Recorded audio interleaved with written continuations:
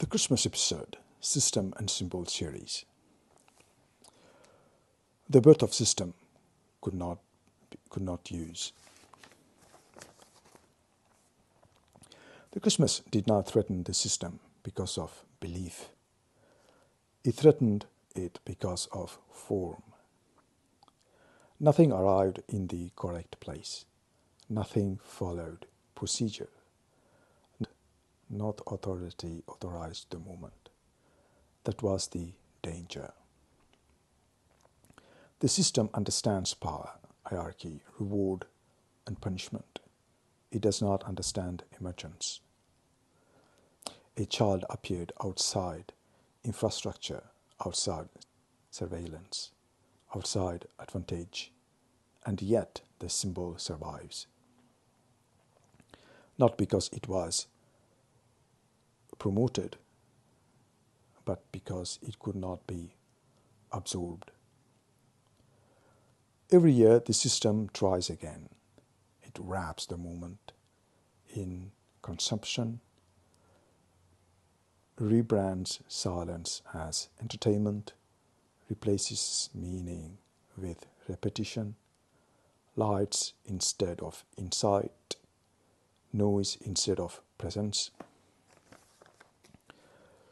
But symbols don't disappear that way.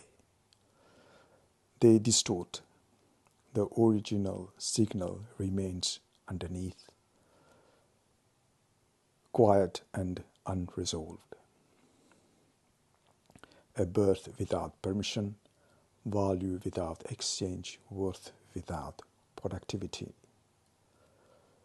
That is what cannot be processed.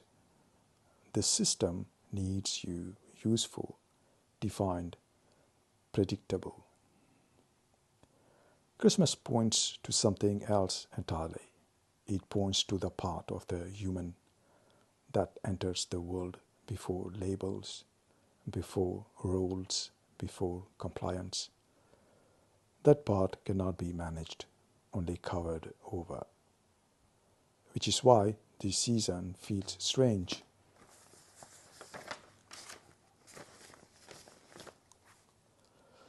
People sense something they can't name, a pressure to feel joy, a resistance underneath, a fatigue that doesn't come from lack of rest, but from proximity to a truth they are not allowed to approach directly.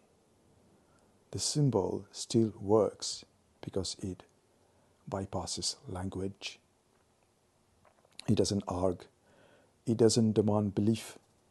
It simply presents a contradiction that the center of meaning arrived as weakness and survived.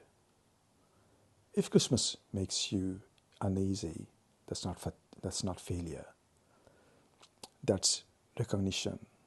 It means the signal is still active, and the system, for all its noise, still hasn't found a way to neutralize a truth that enters quietly and refuses to compete.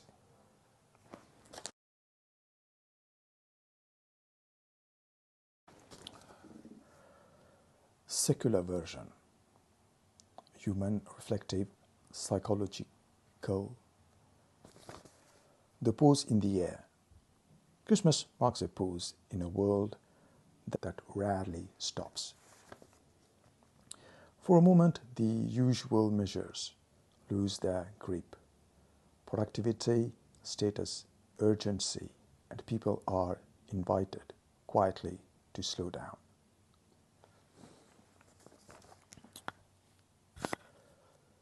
Not everyone does, but the invitation remains. At its core, Christmas tells a simple human story that something meaningful can begin without advantage.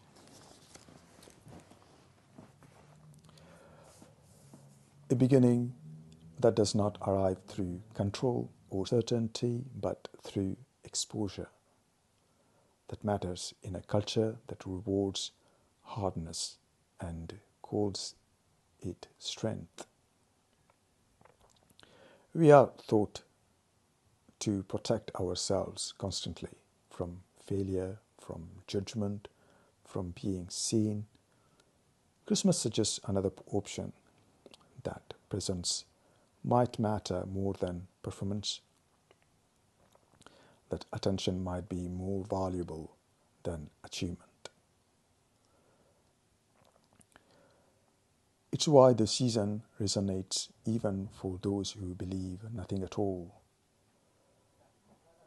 because everyone understands what it feels like to need rest, to need warmth, to need a reminder that worth is not conditional.